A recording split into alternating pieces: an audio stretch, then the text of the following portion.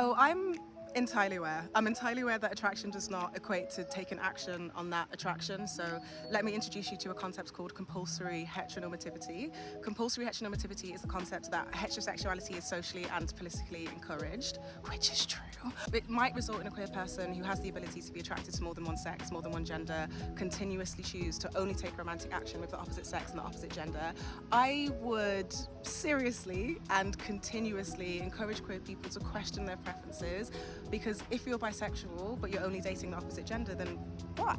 If you're telling me it's a preference to romantically be with the opposite sex, then why? Why don't you ask yourself what it is that you actually prefer? If you haven't shifted your internalized homophobia, your preferences are most likely tied to what's familiar, what's comfortable, what's socially encouraged, and therefore what's emotionally easier to digest within yourself.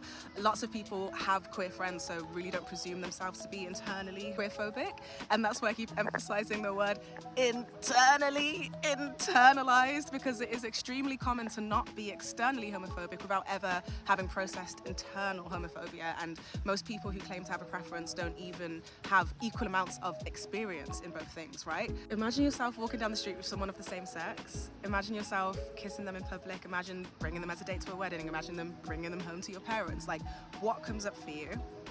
Sit with that for a second. Are you living the way that you want to live, or are you living the way that you're expected to? Are you holding yourself back from experiences because of, we have a fear that we associate with things that are unfamiliar? And there can be subconscious rejection for things like queerness that are not celebrated, not encouraged, not seen as default. We might not reject it on other people, but that doesn't mean that we want it for ourselves.